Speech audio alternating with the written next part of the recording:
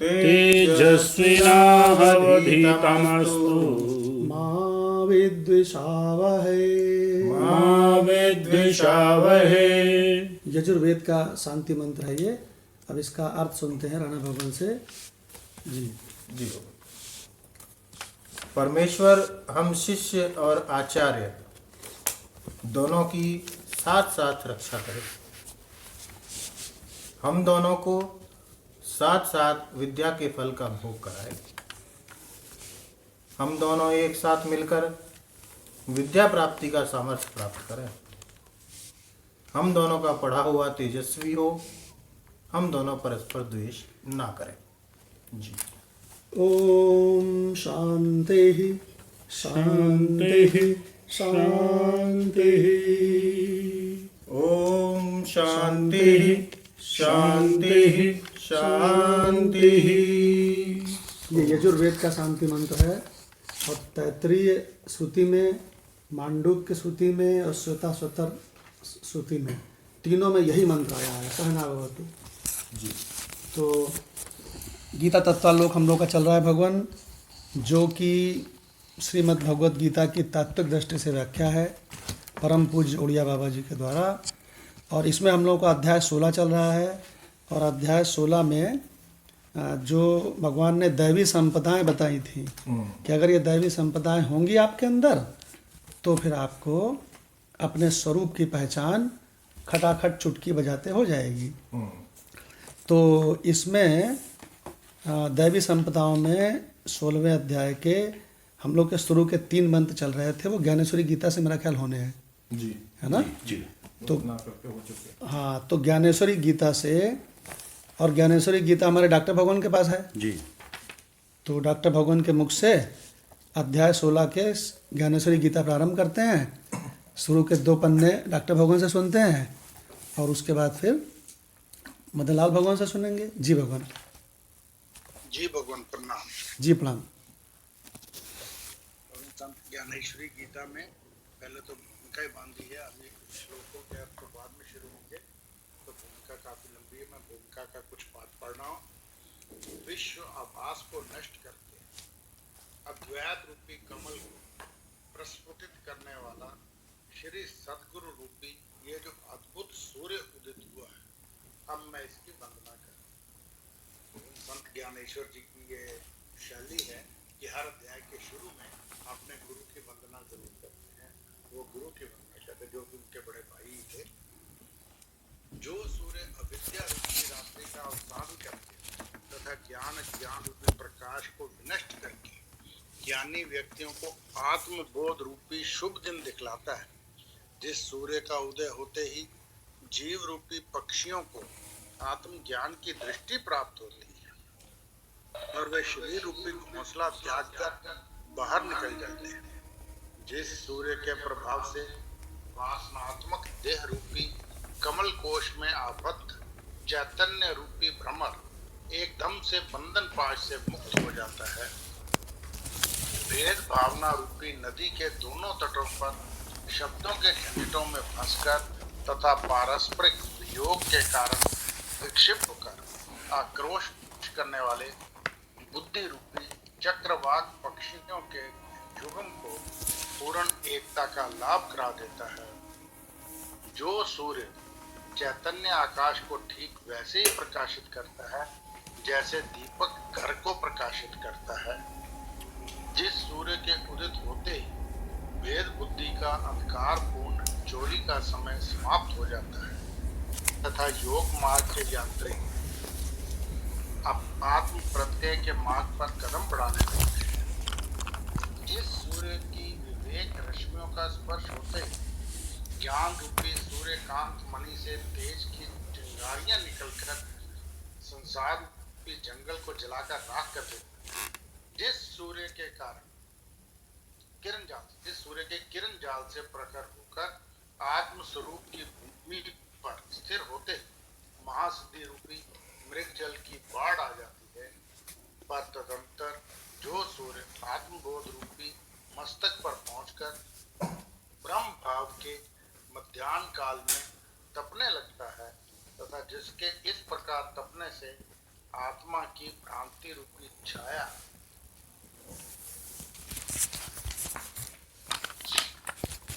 उसी के नीचे दबकर छिप जाती है और उस समय वहां माया रूपी रात्रि और सुख अनुभव के लेन देन की मंदी हो जाती है। आशय यह है कि जिस सूर्य के प्रकाश से ऐसे कैवल्य मुक्ति रूपी शुभ दिन का अनवरत लाभ होता है, जो सूर्य आत्म भाव रूपी आकाश का अधिपति है, जो सूर्य उदित होते ही पूर्व इत्यादि 10 दिशाओं के सहित उदय और अस्त का भी नाश कर देता है, जो ज्ञान अज्ञान दोनों का अंत करके उनमें छिपा हुआ आत्म तत्व प्रकट कर देता है। किम इस प्रकार जो सूर्य एक विलक्षण और नूतन प्रभाव लाकर खड़ा कर देता है, अहर्निश के प्रांतों के उस पार रहने वाले उस ज्ञान सूर्य की ओर दृष्टि डालने में भला कौन सक्षम हो सकता है, जो प्रकाश्य वस्तुओं के बिना ही प्रकाश पुंज है। उन ज्ञान सूर्य श्री निवृत्तिनाथ यानी उनके गुरु श्री निवृत्तिनाथ को मैं बारंबार वंदना करता हूँ। तो ये सारी गुरु महिमा ही सूर्य की उपमा देके सूर्य के रूप में उनकी श्लाघा की गई, क्योंकि यदि मैं शब्दों के द्वारा उनकी स्तुति करने लगूं तो मुझे अपने वाग दौर्बल्यता का ही पता चलता है।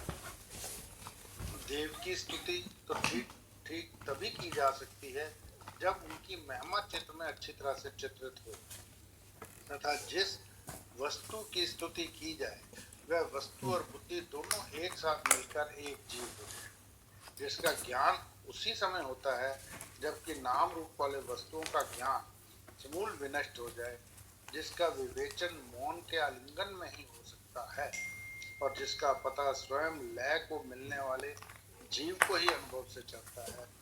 जिन गुरुदेव के लक्षण कहते कहते परावाणी के सहित वैखरी वाणी भी पश्यंती और मध्यमा वाणियों के गर्भ में प्रविष्ट होकर वहीं लय को प्राप्त हो जाती है, उन आप गुरुराज को मैं अपने अंतःकरण में स्वयं सेवक भाव की परिकल्पना करके शाब्दिक स्तोत्र के साज से सुसज्जित कर, यदि मैं ये कहूं कि आप इस सज्जा को सदैव होकर स्वीकार करें तो इस प्रकार की बात भी अद्वैत आनंद में न्यूनता लाने वाली हो जाएगी। पर जैसे अमृत सिंधु के दर्शन होने पर कोई निर्धन हक्का पक्का हो जाता है और अपनी योग्यता अयोग्यता का विचार भूलकर उस अमृत सिंधु का आतिथ्य शाकबाजी से ही करने का उपक्रम करने लग जाता है, और ऐसे अवसर पर जिस प्रकार उस शाक भाजी का ही स्वागत करके उस अमृत सिंधु के लिए उस निर्धन के आनंद उल्लास का ही ध्यान रखना समीचीन होता है, ठीक वैसे ही यदि आप भी अपना दिव्य तेज छिपाकर मेरी भक्ति को की इस साधारण आरती को ही और ध्यान दें तो मेरा सारा का सारा काम संपन्न हो जाता। यदि छोटा बच्चा ही उचित क्या है और अनुचित क्या है इस बात को अच्छी तरह से समझ ले तो फिर उसका बचपना ही कहाँ रह जाएगा। पर फिर भी उसकी माता उसकी अटपटी बातों से संतुष्ट होती है अथवा नहीं। जिस समय किसी नाले का जल आकर गंगा जी के पीछे लग जाता है उस समय क्या गंगा कभी ये कहकर उसे पीछे लौटा देती है कि दूर हट। भृगु ऋषि ने भगवान के वक्ष पर चरण प्रहार कर कितना बड़ा अपकार किया था, पर उसी चरण चिन्ह को भूषण मानकर उसकी महत्ता से शारंगधर भगवान संतोष ही मानते हैं ना। अथवा जिस समय अंधकार से परिपूर्ण सूर्य आकाश सूर्य के समक्ष आता है उस समय क्या सूर्य कभी ये कहकर उसका अपमान करता है कि दूर हट। ठीक वैसे ही यदि किसी अवसर पर भेद बुद्धि के चक्कर में पड़कर तथा सूर्य के रूपक का तराजू खड़ा करके मैंने सूर्य के साथ आपकी तुलना की हो तो हे गुरुदेव आप कृपा कर एक बार उस तुलना को भी सहन कर लें। जिन्होंने ध्यान समाधि रूपी नेत्रों के द्वारा आपके दर्शन किए हैं और जिस वेद वाणी ने आपका वर्णन किया है उनके सारे कृत्य आपने जैसे सहन किए हैं यदि वैसे ही इसे भी आप सहन कर लें तथा उसी न्याय का मेरे लिए भी प्रयोग करे तो काम हो जाएगा। ये महाराज, आज मैं जो आपका गुणगान करने लगा हूँ, आप इसे मेरा अपराध ना माने।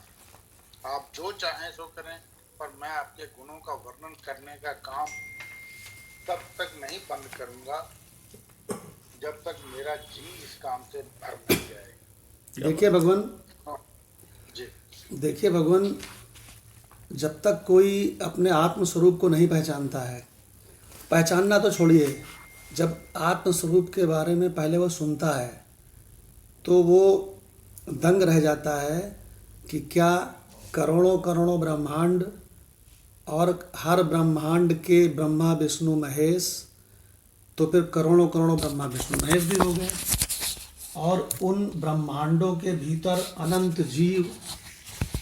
क्या ये संपूर्ण जो निकाय है, ये ब्रह्मांडों की निकाया जो है, ये निर्मित माया, ये माया से बनी है। और ये संपूर्ण प्रपंच किसमें, ये संपूर्ण प्रपंच का जो अधिष्ठान है, कहने का मतलब करोड़ों करोड़ों ब्रह्मांड और उनके सबके ब्रह्मा विष्णु महेश, ये सारे के सारे जिस महान अनंत अधिष्ठान में भास रहे हैं, प्रतीत हो रहे हैं, उसको परमात्मा कहते हैं। वो परमात्मा ही वो परमात्मा है, और उसी में ये सब करोड़ों करोड़ों ब्रह्मांड, ब्रह्मा विष्णु महेश, जीव जगत, ईश्वर, और ये व्यक्ति वस्तु कर्म प्रकृति, इसका सब का खेला भासमान है। तो जब उसको सत्संग में ये सुनने को मिलता है भगवान कि ये जो परमात्मा है ना, वही मेरा आत्मा है, इसको सुनने को पहली बार मिलता है कि जो परमात्मा है वो मेरा आत्मा है। और उसको ये भी सुनने को मिलता है कि जो आत्मा है ना, आत्मा माने होता है आपा, आपा माने होता है मैं, वही मैं हूँ।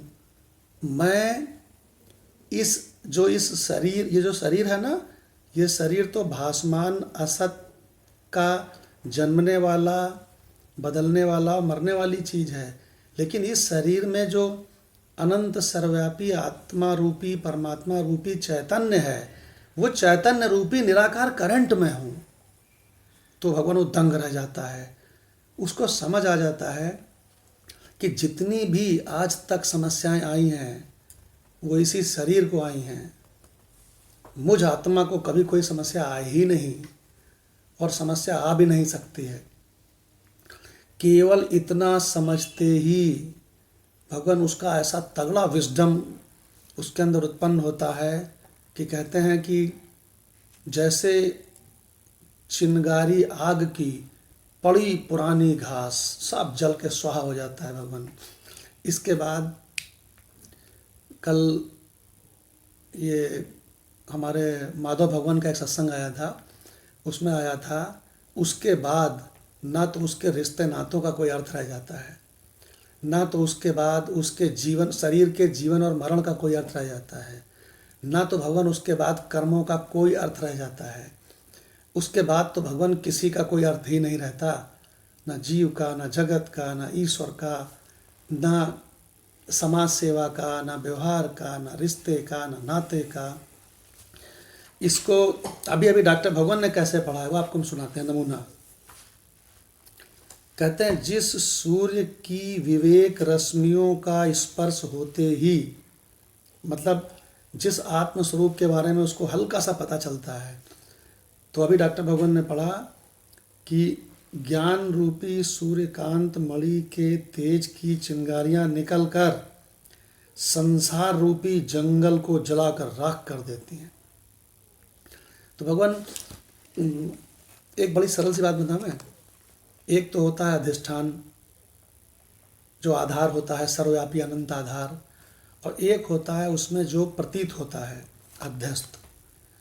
तो भगवान ये जो करोड़ों करोड़ों ब्रह्मांड और उनके ब्रह्मा विष्णु महेश, ये जो असत में है ना, ये प्रतीत हो रहे हैं, इनका ये तभी तक सत्य मालूम पड़ते हैं जब तक इनके अधिष्ठान का पता नहीं चलता है। आप बताओ, हम डॉक्टर भगवान से पूछते हैं कि सपने का जो संपूर्ण प्रपंच है वो कब तक सच्चा मालूम पड़ता है? वो तभी तक तो सच्चा मालूम पड़ता है जब तक कि उसके अधिष्ठान का पता न लग जाए कि अरे ये सब मुझ में भास रहा था। क्यों डॉक्टर भगवान? जी भगवान। भगवान असत जी सपना तो तभी तक सच जान पड़ता है जब तक मैं नींद में हूँ, मुझे अपने आप का आभास ही नहीं है, पता ही नहीं, और मैं स्वप्न देख रहा हूँ तो अपने को कुछ नहीं जानता। परंतु ज्यों ही मैं जाग जाता हूँ, अपने को जागृत संसार का एक प्राणी समझता हूँ, जीव समझता हूँ, तो सपना गायब हो जाता है। इसी तरह जब जागे से जागना शास्त्रों में कहा गया, जब जागृत में फिर से जाग जाता हूँ तो पता चलता है कि मैं भी कुछ नहीं, अधिष्ठान तो मेरी आत्मा है, मैं भी कुछ नहीं हूँ। तो उस समय पता चलता है कि अधिष्ठान तो केवल आत्मा ही आत्मा है, उसी को जागे से जागना पड़ेगा। जी भगवान। तो अगर कोई जो डॉक्टर भगवान ने अभी बताया कि जागे से फिर जागना, दरअसल में जो जागृत संसार, स्वप्न संसार और सुसुप्ति संसार है ना, तो जो इसमें सपने से और गहरी नींद से जो आप जागते हो, तो जागने पर भी आप इसी असत में, इसी आभास में ही वो जागना वागना सब है। इसीलिए शास्त्रों में कहा गया है जागे से फिर जागना। और दरिया बाबा ने बहुत बढ़िया कहा है, दरिया सोता सकल जग।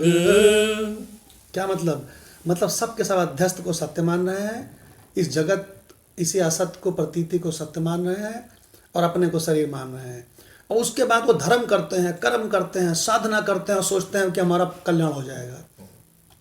और भगवान कृष्ण गीता में कहते हैं यार ये तुम छोटे छोटे कल्याण करने के लिए तुम मरते रहोगे, करोड़ों अरबों जन्मों तक तुम अपना जो है धर्म कर्म करते रहोगे। इससे, इस जर्जर नौका से, श्रुति कहती है, उपनिषद कहती है, इस जर्जर नौका से माधव भगवान तुम भवसिंधु को पार नहीं कर सकते।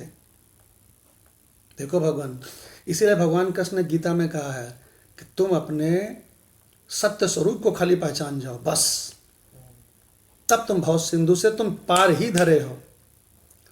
तो भगवान इसीलिए दरिया बाबा क्या कह रहे हैं, दरिया सोता सकल जग और जागत नाही कोई, जागे से फिर जागना, जागा कहिए सोई। तो दरिया सोता सकल जग केवल दरिया बाबा ने ही कहा है या सारे महात्माओं ने कहा है? लक्ष्मण जी ने क्या कहा था निषाद राज से? जो पहुँचे महात्मा है उन्होंने सब यही कहा है। सब यही कहा है। तो भगवान जिस समय हम अपने आप को शरीर मानते हैं, जीव मानते हैं, ये इसी जगत की कोई चीज़ मानते हैं, उस समय हम अज्ञान रूपी निशा में सो रहे हैं। और जिस समय हम अपने आप को मानते हैं अरे मैं तो वही आत्म चैतन्य अधिष्ठान हूँ, उस समय वो जगा हुआ पल है जी। अब ये आप हिसाब लगा लो कि 24 घंटे में कितने पल आप जगे रहते हो और कितने पल मोह निशा में सोए रहते हो। लक्ष्मण जी ने भी यही उद्घोष किया था निषाद राज को। क्या उद्घोष किया था? मोह निशा सब सोअनहारा। ऐ निषाद राज, तुम इस झूठे असत रूपी सपने रूपी प्रपंच में तुम सो रहे हो। मोह निशा सब सोअनहारा और देखे सपन अनेक प्रकारा। क्या मतलब? हमारा बेटा IAS बन जाए तो हम तृप्त हो जाएं। अरे वो तुम्हारा बेटा भी सपने में है और तुम्हारे बेटे का जो शरीर है उसके पिता का शरीर अर्थात तेरा शरीर है वो भी सपने में है, और तेरे रिश्ते नाते जितने हैं ये सब उसी सपने में हैं। तो भगवान कहते हैं कि मोह निशा सब सोअनहारा और देखा ये सपन अनेक प्रकार। इसका क्या मतलब हुआ? तो कहते हैं हम टॉप कर जाएं, इतना पढ़ाई करें तो बोले हम कृतकृत्य हो जाएंगे। तो भगवान कृष्ण कहते हैं तुमको चुनौती है, तुम तृप्त नहीं होगे। तो कहते हैं कि अच्छा तो हम क्या करें? तो ऐसा करते हैं कि हम अरबपति बन जाते हैं तो हम तृप्त हो जाएंगे। तो शास्त्र कहते हैं तुमको चुनौती है कि तुम तृप्त नहीं होगे। तो फिर कहते हैं कि अच्छा तो फिर एक काम करते हैं कि हम बहुत बढ़िया से सुंदर से दुल्हन ले आते हैं संसार की। तो बोले तब हम तृप्त हो जाएंगे। तो कहते हैं तुम कभी भी ऐसे तृप्त नहीं होगे। तो सोचते हैं कि चलो अच्छा हमारा बहुत बड़ा परिवार हो जाए, बेटा बेटी हो जाए, बड़ी गाड़ी हो जाए, बड़ी भारी पोस्ट हो जाए, तब हम तृप्त हो जाएं। तो कहते हैं इससे तुम कभी तृप्त नहीं होगे। तो बोले तृप्त हम कैसे होंगे? भगवान साफ साफ शास्त्रों में कहा गया है कि पहले तुम नर्सरी में ही तो हो, पहले तुम ऊंची कक्षा में तो जाओ। भगवान एकदम साफ साफ लक्ष्मण जी ने निषाद राज से कहा कि देखें सपन अनेक प्रकारा, मेरी शादी हो जाए, मेरे बच्चे हो जाएं, हमको मकान मिल जाए, हमको बहुत पैसा मिल जाए, जगत में मेरी वाहवाही हो, ये सब स्वप्न जगत है, स्वप्न जगत में ही हो रहा है। देखो भगवान कितनी गजब की बात है। तो कहते हैं मोहन सा सब सोवन हारा और देखें सपन अनेक प्रकारा। तो कहते हैं जाग कौन रहा है?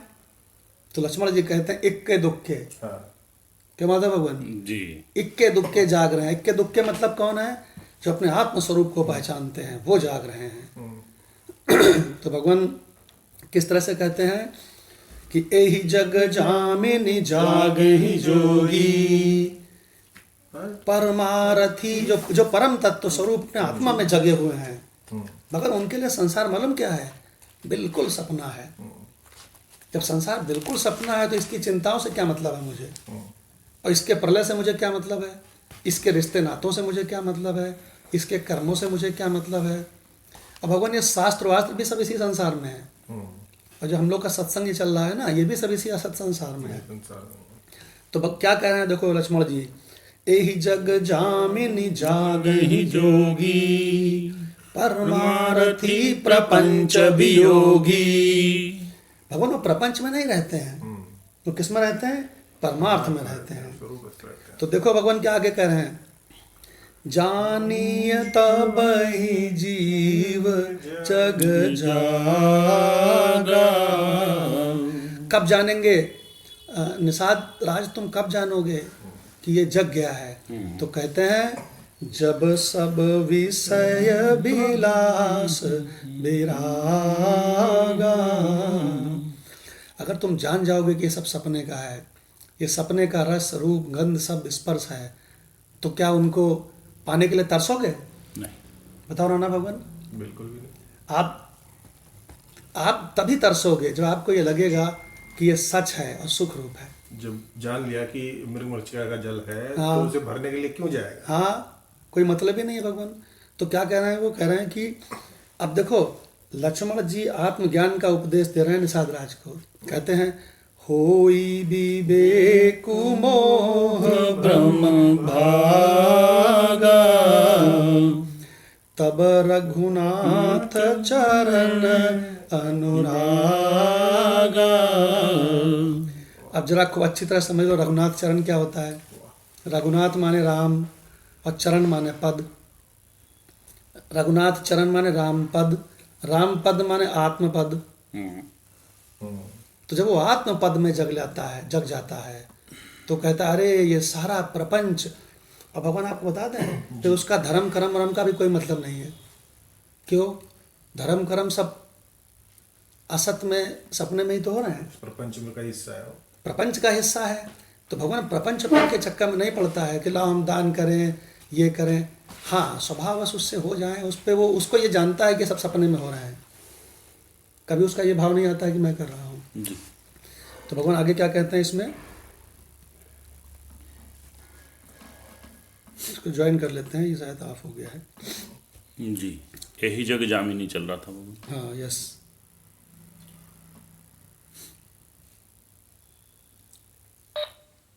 तो जी भगवान, तो इसमें ये चल रहा था कि एही जग जामिनी जागहि योगी, और परमारथी प्रपंच वियोगी। और लक्ष्मण जी क्या कहते हैं साफ साफ शब्दों में?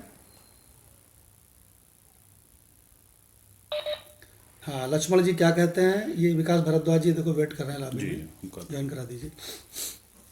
तो कहते हैं कि जानिय तबहि जीव जग जागा, और जब सब विषय विलास विरागा।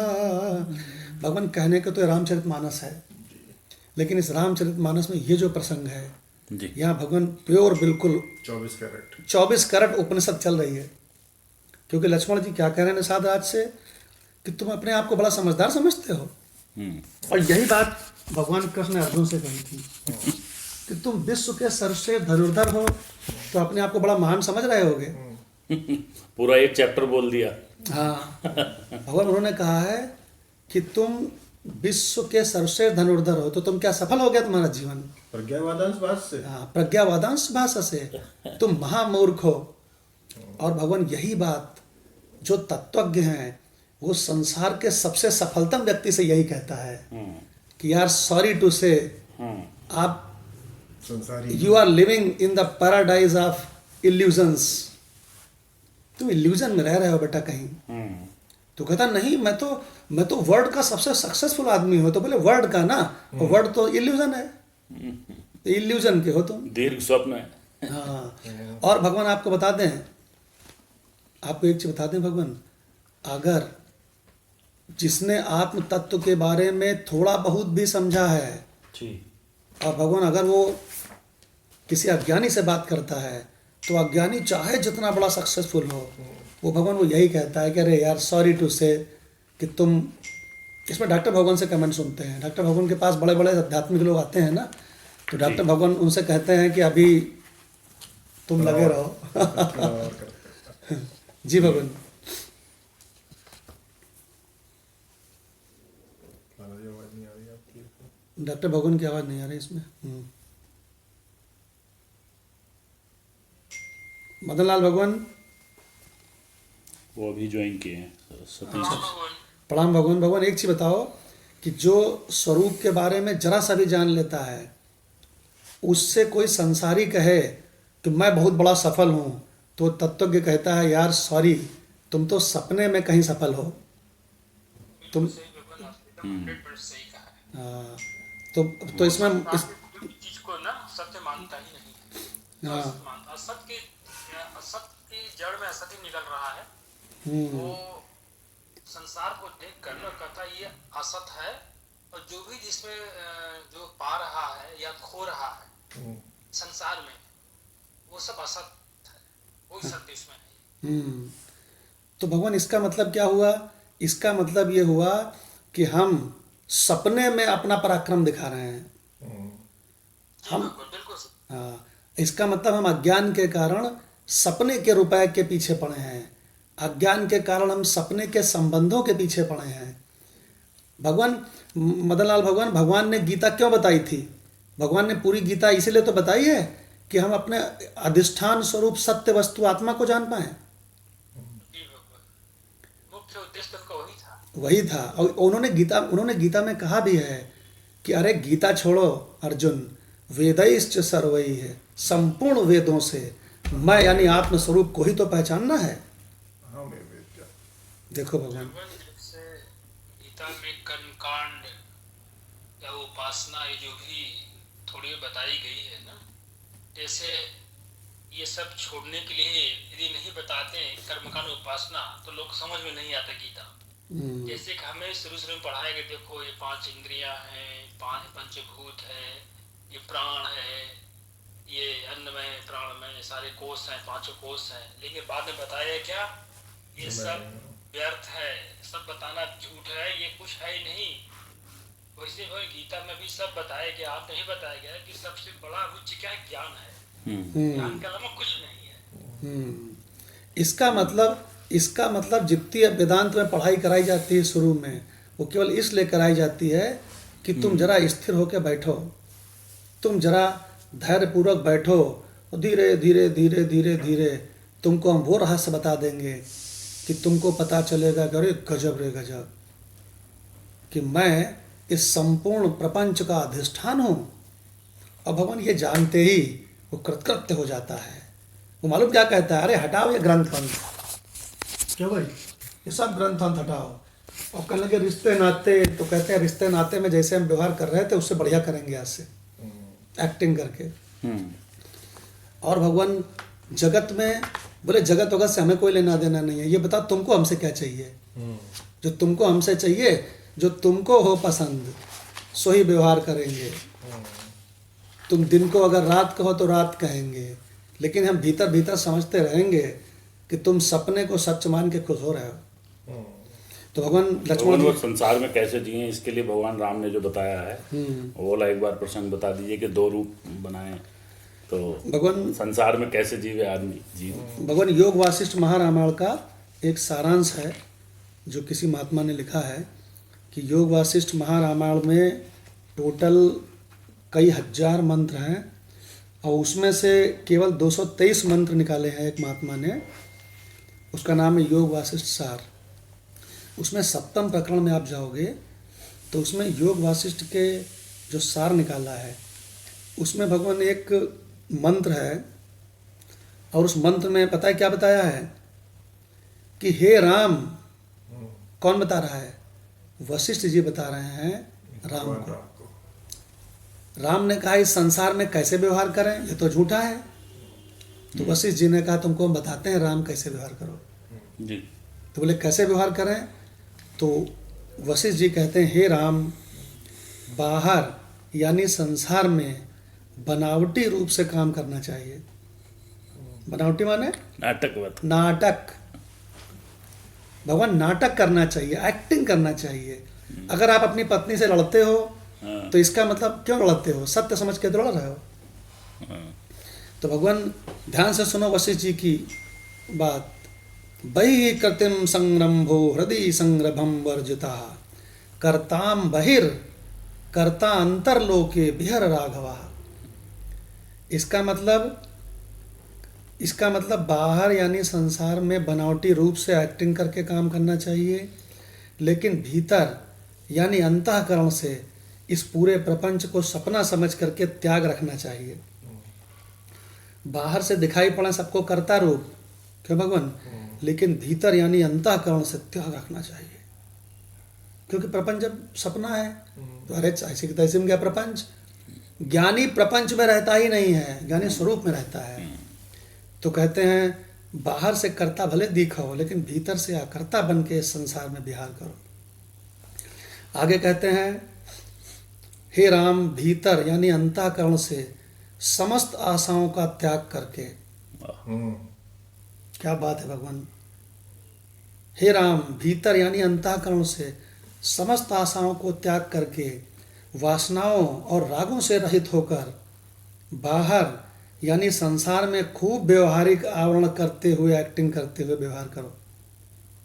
भगवान राम ने चरितार्थ किया इसको ना भगवान राम अपने ने जीवन चरितार्थ में किया। हाँ, चरितार्थ कि किया। बचपन में ही तो गुरु मिल गए, इतना अच्छा समीकरण था कि आत्मज्ञान शुरू में मिल गया और उसके बाद उन्होंने उसको सहर्ष पूरे जीवन पालन किया। हाँ, कि आप देखते हैं तो ऐसा नाटक किया उन्होंने जब अरे ऐसा नाटक किया कि हाँ, जब सीता माता चली गई उनके एक ऐसे नकली रूप को ले गए रावण, तो वो खग मृग है मधुकर श्रेणी तुम देखी सीते मृग नयनी।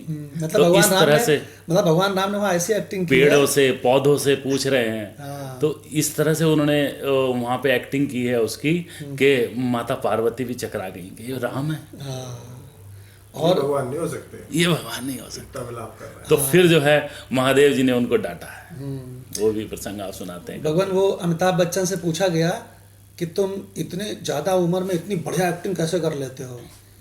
तो कहता है कि पहले मैं समझता हूँ कि हमको क्या एक्टिंग करनी है। अच्छा। हाँ, तो बोले कि जब वो समझ जाता हूँ कि मुझे पागल की एक्टिंग करनी है तो बिल्कुल मैं पागल के अंदर घुस जाता हूँ।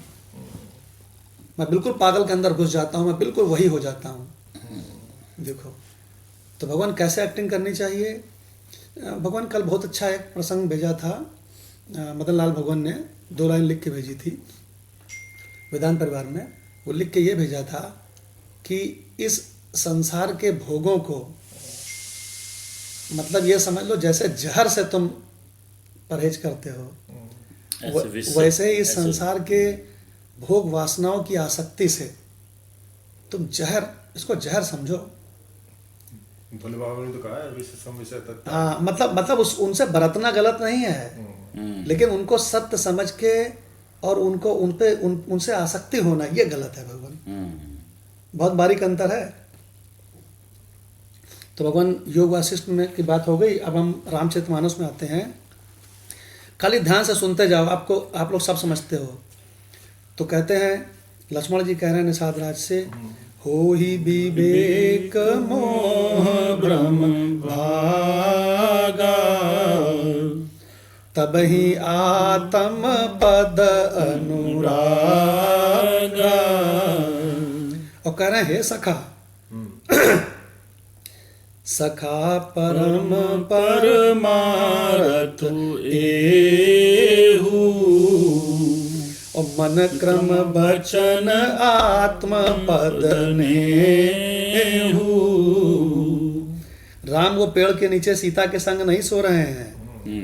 जो तुम्हारे अंदर चैतन्य के रूप से आंखों से देख रहा है, कानों से सुन रहा है, जो तुम्हारे जो वाणी बनकर बोल रहा है, ये राम है, वो है राम, ये राम है। उसको जो राम समझ रहे हो ना, वो राम ने एक माया से अपना रूप खाली धर लिया है, वो असली राम नहीं है। राम 5.5 फीट के नहीं है। देखो भगवान लक्ष्मण जी क्या सुना रहे हैं, सुना रहे हैं आगे, राम ब्रह्म परमारथ रूपा, अभिगत अलख अनादि अनुपा। अगर तुम किसी आकार को लख रहे हो, उसको राम समझ रहे हो, तो सुन लो, अलख, जिसको देखा नहीं जा सकता, बल्कि जो देख रहा है चैतन्य, सो राम है। चूंकि तुम देख रहे हो इस शरीर से, इसलिए तुम राम हो। तुम इस शरीर को देख रहे हो, इसलिए शरीर प्रकृति है। अगोचरम तुम गोचरम। तो भगवान आगे क्या कह रहे हैं, राम क्या है, सकल विकार रहित गत भेदा, और कही नित नेति निरूप ही भेदा।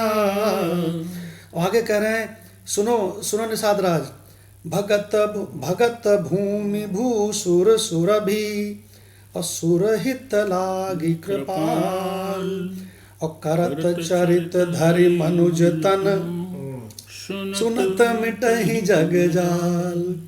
जो इन राम को पहचान लेता है अपने आत्म स्वरूप मैं के रूप में, सुनत मिटहि जग जाल, भवसागर मिट जाता, उसका जग जाल छूट जाता है। भगवान कोई बात नहीं, अभी आज निष्ठा नहीं हुई ना, कब तक नहीं होगी, क्यों भगवान?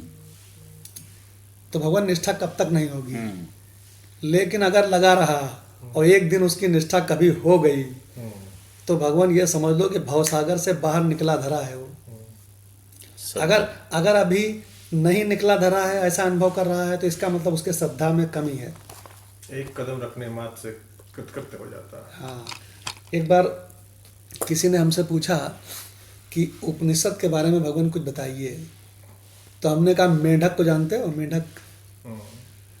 मेंढक अपने टारगेट को देखता है और फिर अपने शरीर को ऊपर उठाता है, फिर गुलाल की तरह पीछे घसीटता है, और फिर एक जंप मारता है और अगली छलांग में वो टारगेट पर होता है।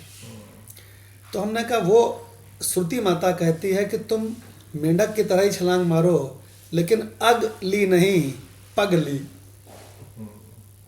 पीछे मारो। अच्छा, हाँ, हमने कहा श्रुति माता बस एक ही चीज बता रही, तू समझ जाओ तो तुम्हारा अबे काम बन जाए। बोला क्या है? तो हमने कहा, तुम उपाधि रूपी जागृत स्वप्न सुषुप्ति को छोड़ो और इससे अपने मूल स्वरूप, जैसे मेंढक आगे छलांग मारता है टारगेट में, तो तुम अगली नहीं, पगली, एक पगली छलांग और तुम स्वरूप में। और ये बोले, वाह क्या बात है। तो भगवान कितना सुंदर वर्णन है ये लक्ष्मण और निषाद राज का।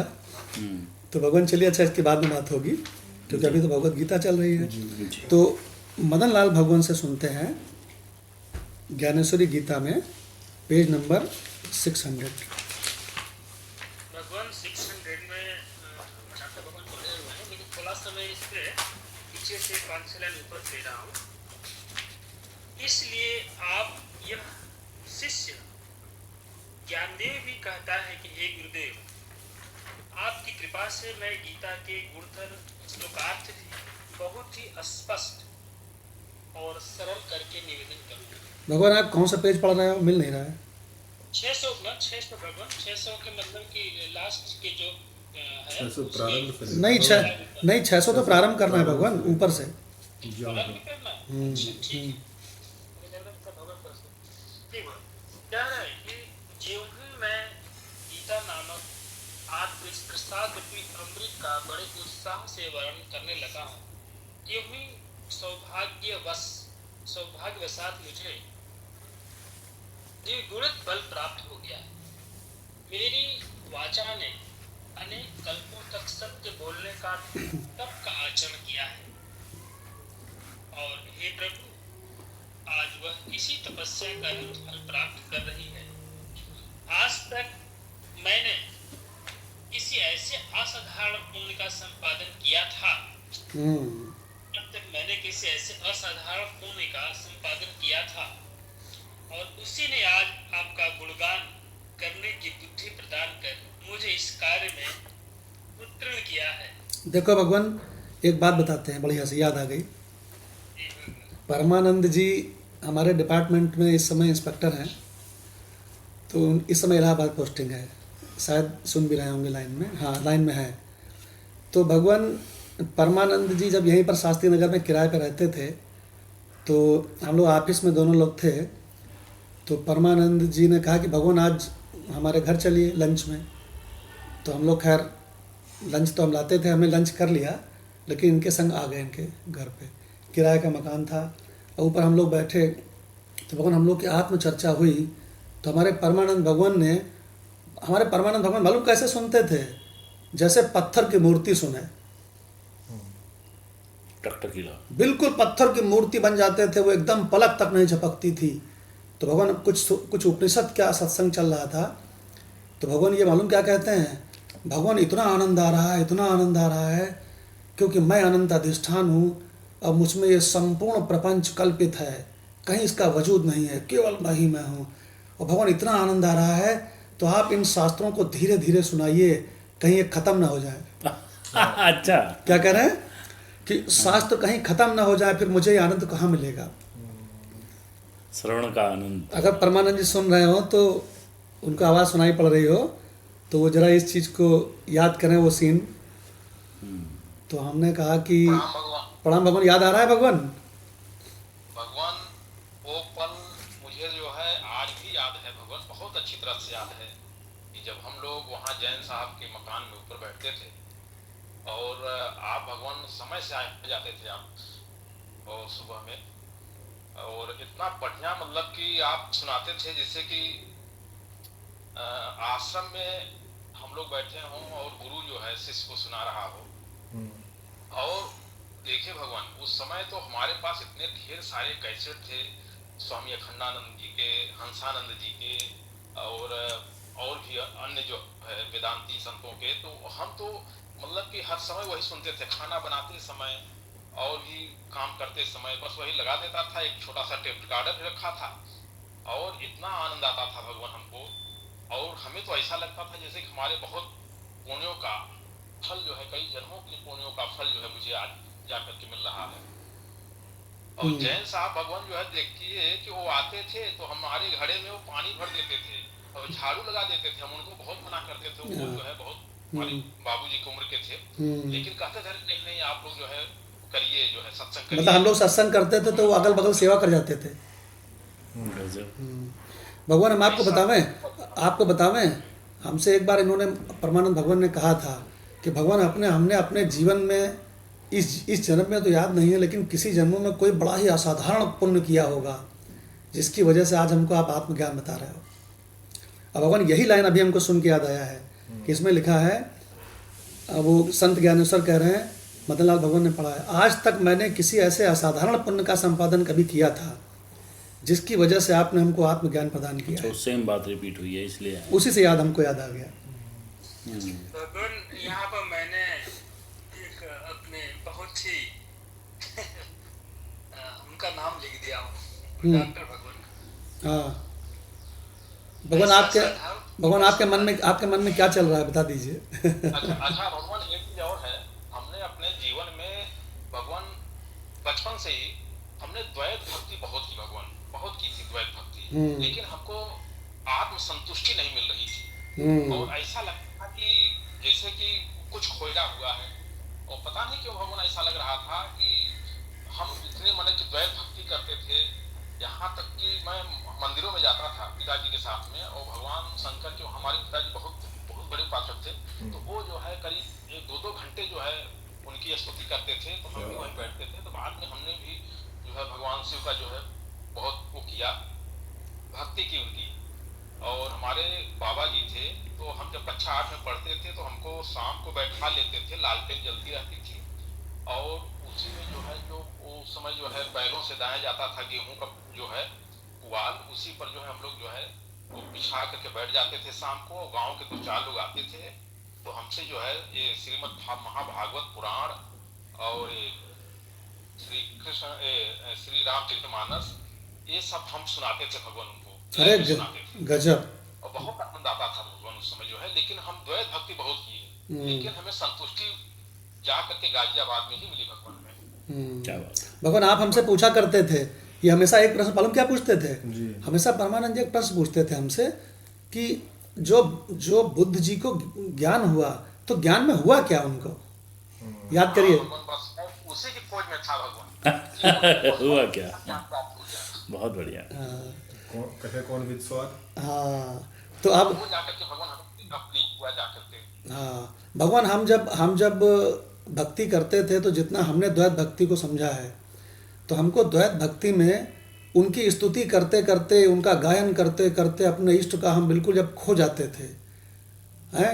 हमें याद है कि हमको याद है कि हम जब मंदिर में जाते थे तो एक स्तुति थी हनुमान जी की, अतुलित बलधामम हेम शैलाभदेहम धनुजबन कृशानम ज्ञानिनाम अग्रगण्यम।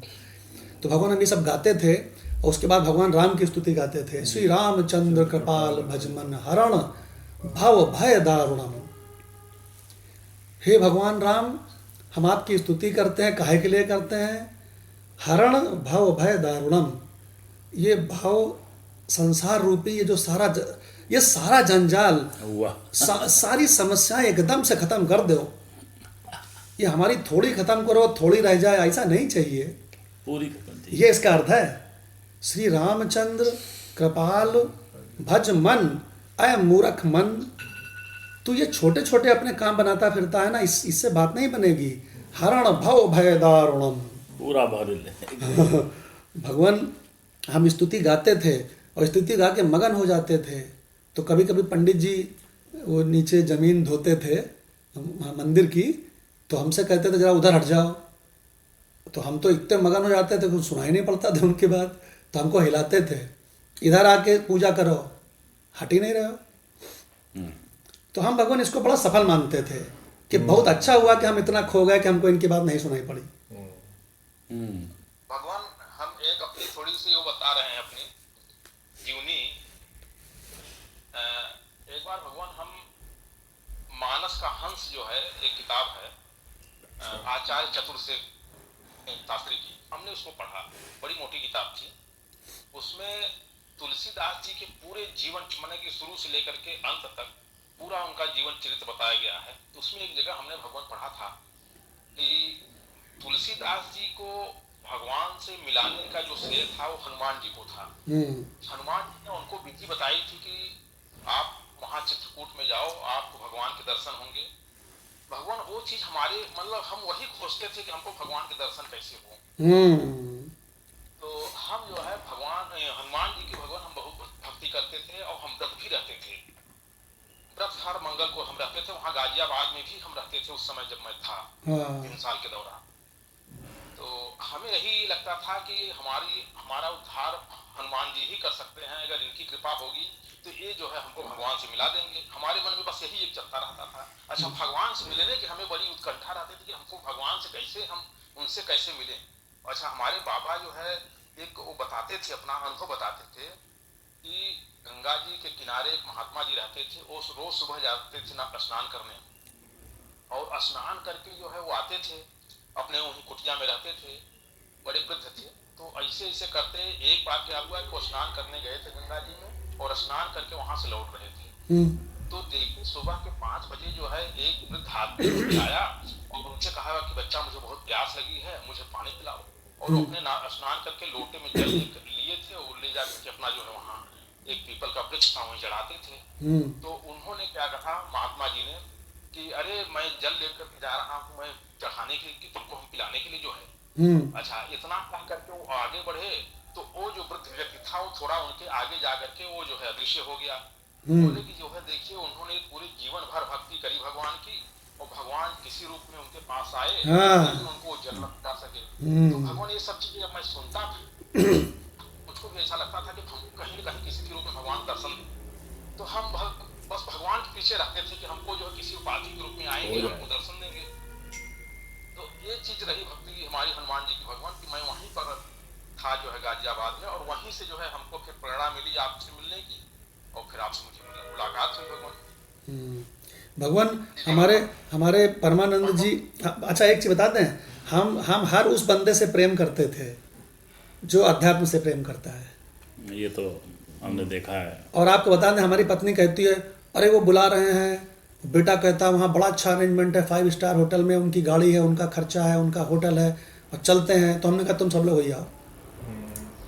कि भगवान हमको तो सुनिए, हमको तो उनसे उन लोगों से प्रेम है जो परमात्म स्वरूप से अध्यात्म से प्रेम करते हैं। हमको कभी कभी ये भी लगता है कि यार ये नौकरी घर बार झंझट है ना, ये सब अगर एक किनारे होए और केवल अध्यात्म ही अध्यात्म होए, और जो लोग जिन लोगों को पसंद हो उन्हीं के संग रहें, उन्हीं के संग अध्यात्म चले, उसको कहो, उसको सुनो, उसी में रमण करो, और जगत तो कहीं दूर दूर तक दिखाई भी ना पड़े। भगवान हमको, आपको बताएं, हमको परमात्मा के सब रूपों से प्रेम मिला। पहले अनुज से प्रेम मिला, वो भी परमात्मा स्वरूप है, और हमें सुयस से बड़ा तगड़ा प्रेम मिला, वही परमात्मा स्वरूप है। हमारे मदन लाल भगवान से जो है प्रेम मिला, फिर माधव भगवान से प्रेम मिला, और भगवान सब परमात्मा रूप तो वही है भगवान, ये तो बाद में समझ में आता है इंसान को। तो भगवान आपको बतावें कि अभी जो बात चल रही है कि कोई ना कोई ऐसा असाधारण पुण्य किया था जिससे हे गुरुदेव मैं आत्मज्ञान में आ गया। और भगवान कहते हैं तुम कब तक छोटे छोटे धर्म कर्म तो ये तीर्थ व्रत और जप ये सब करोगे, अरे सीधे सीधे आत्मस्वरूप को पहचानो, जीते जी भव हरण भवदारुणम। देखो भगवान, तो भगवान समय काफ़ी हो गया है, और हम ऐसा करते हैं ये पेज नंबर 600 से ही शुरू करेंगे, है ना जी। और पेज नंबर 600 से शुरू करेंगे अगले सत्संग में, ठीक है भगवान।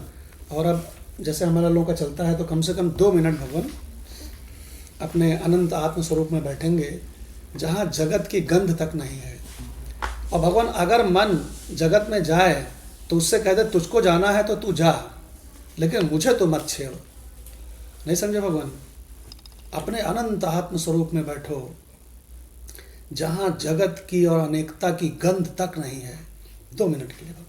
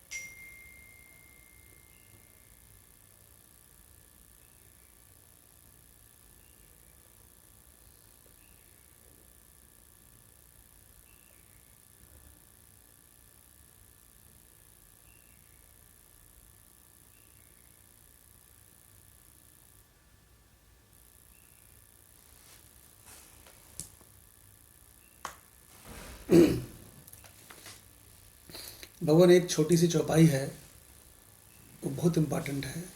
आपका भीतर से सच्चा स्नेह किससे है, वही आपको मिलेगा। जेहि के जेहि पर सत्य स्नेहु, सोते ही मिले न कछु संदेहु। देखो भगवान, अगर वास्तव में आपको परमात्मा स्वरूप से सच्चा प्रेम है, नंबर 1 का प्रेम होना चाहिए। नंबर 1 का प्रेम, नंबर 1 का प्रेम कहीं ऐसा ना हो कि कहीं भोग में हो, तो फिर वही मिलेगा। देखो भगवान, इसमें कपट नहीं चलता है। ओम शांति शांति शांति। प्रणाम भगवान, प्रणाम भगवान, प्रणाम भगवान। प्रणाम भगवान, प्रणाम भगवान। प्रणाम भगवान, प्रणाम चारों भगवान।